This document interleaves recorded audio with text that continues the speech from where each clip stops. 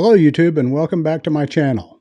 Today we're going to talk about your path to get into motorsports photography. Later on in this video I'll also discuss how established photographers can expand into larger events and series. Now let's get started and roll that intro.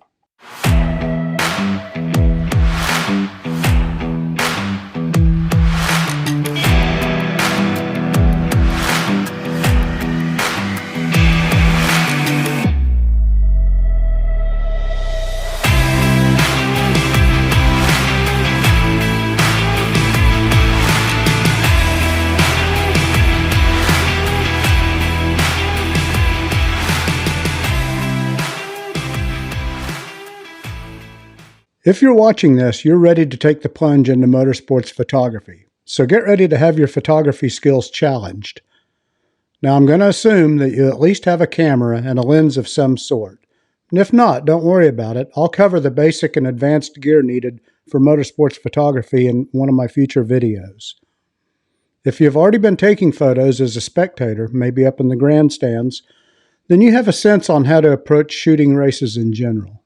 Before we get too deep into this, please like, share, and subscribe so that we can build this community with other aspiring motorsports photographers. Now, this advice is based on what I know and is not necessarily set in stone for all motorsports, but it should be a good ground level starting point. Motorsports photography is as much about building relationships as it is taking photos. The process takes time, hard work, determination, and patience. You won't work through this process overnight. The question everyone asks is, how do I even get access to shoot an event? The answer isn't a one-size-fits-all, and it really depends on the type of racing you want to shoot. But no matter what type of racing, you need to start out on the ground floor, and that usually means starting at your local racetrack. Now keep in mind that no track or series is going to grant you media credentials until you build a reputation and put together a decent portfolio of compelling photos. That takes time and persistence. Most local tracks, especially in dirt track racing, which is where I started, they'll let you purchase a pit pass, and in most cases you can use that pit pass to gain access to areas to shoot. Now once at the track, I'd recommend seeking out the promoter and media PR person and introduce yourself. During this time, exchange information so you can stay in contact. And remember, when you're shooting a race, it's imperative that you abide by the track rules. Also, watch and talk to other photographers who are there to learn the do's and the don'ts of the particular track that you're at. You know, this is a classic case of monkey see, monkey do. When shooting, you should respect the other photographers and videographers who are there by being aware of where they're shooting and don't get in their way. So let's stop for a second for an important safety tip. And really, this tip is the same whether shooting a race or sitting in the grandstands watching. You never ever turn your back to a race car when it's at speed. If you're watching this, you obviously understand motorsports. So you know that race cars can and do lose control, and they can lose parts or wheels, and so you need to keep your head on a swivel and always have an escape route. Now, to get good shots, watch the action. Whether it's an oval, road course, or a drag strip, watch where the cars are posing for you. You can camp out there and get that shot. Don't be afraid to move around and get different angles either. Now make sure you also go in the pits or the paddock to get some behind-the-scenes photos.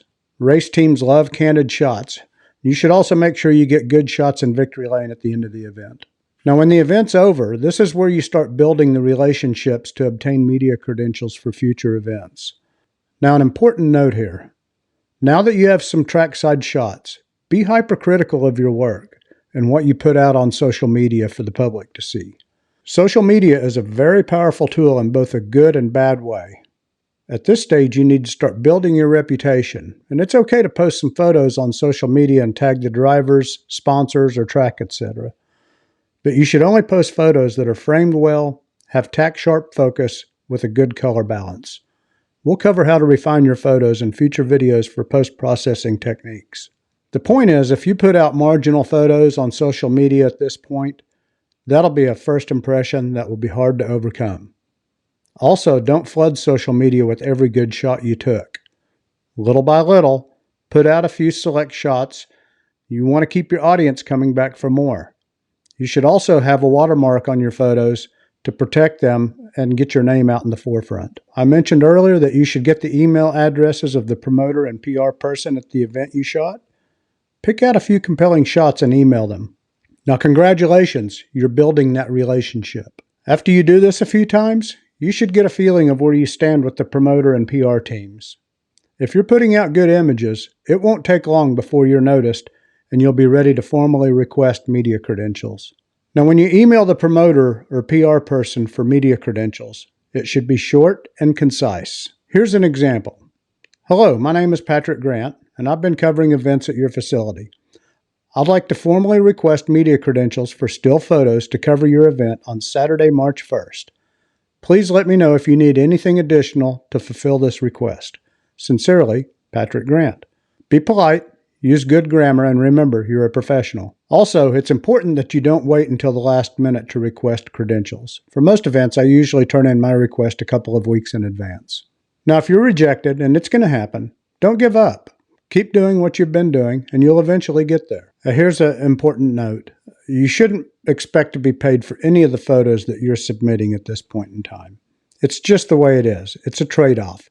You're on the ground floor and establishing yourself. But at the same time, you should be networking with the race teams and building relationships. Also, don't give away your photos. You've spent a lot of money on equipment and software, getting to and from the track. You should be compensated for your work. Don't sell yourself short. Another thing to be aware of is there's going to be people offering you photo credits to use your photos for free. But look, photo credits don't pay your bills. Resist that urge. Your fellow photographers will respect you much more for this. Now, if you have questions on this process, please leave them in the comments section down below, and I'll make sure I answer each one. So let's change gears now. If you're an established photographer and you've built your reputation shooting local events, no matter what form of motorsports you shoot, when you want to take that next step to a national event or series, things get a little more complicated. Most major race series and events require you to be on assignment from an accredited media outlet. Usually the media outlet will make a request for credentials on your behalf. The best path for this is to find a smaller media outlet that consistently covers the series or event that you want to cover. Reach out to them to do an introduction and begin establishing a relationship.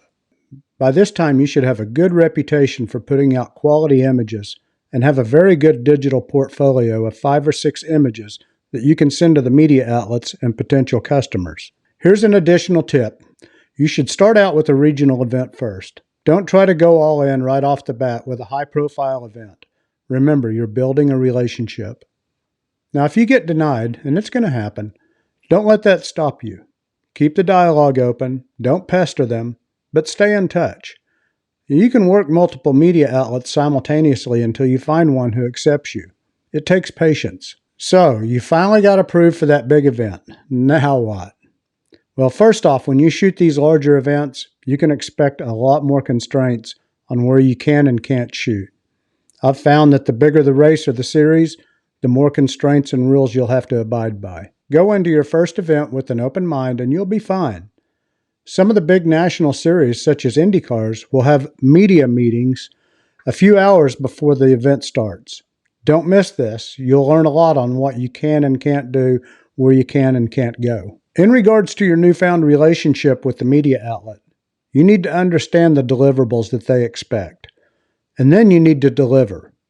If you don't meet the deadlines, you're spoiling that relationship and the media outlet's going to move on to the next photographer. The deliverable requirement might say something to the effect of deliver 5 images within 1 hour of the checkered flag, including a victory lane shot. And they're also going to give you the resolution that they expect. Now, you're probably not going to like this, but remember, you're starting with a small media outlet. And like I mentioned earlier, you're most likely not going to get paid at this point. But you're now at the big events with the big series, and by now you should be putting out your best work. Leverage that to build relationships. I think you understand the common thread of this video now. Relationships. As you shoot more and more of the larger events, people will start recognizing you and they'll make a connection with your published work. Plus, you should have a good social media game by now that's gaining attention. Teams and sponsors will begin approaching you for your work. When they do, you need to already know your pricing.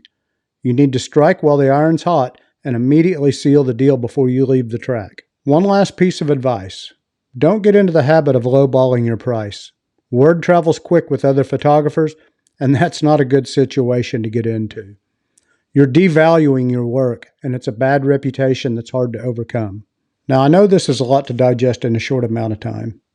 Like I said earlier, this isn't a one-size-fits-all, but for the most part, it's a good starting point. Some tracks and series are going to be easier to break into than others. Just stay persistent and patient. Okay, that's a wrap for this video. I hope you found this to be helpful and informative.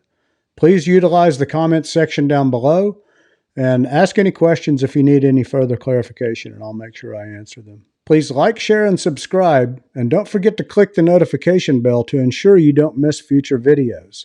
Also, check out these other videos for more tips on your journey. I'll see you at the racetrack.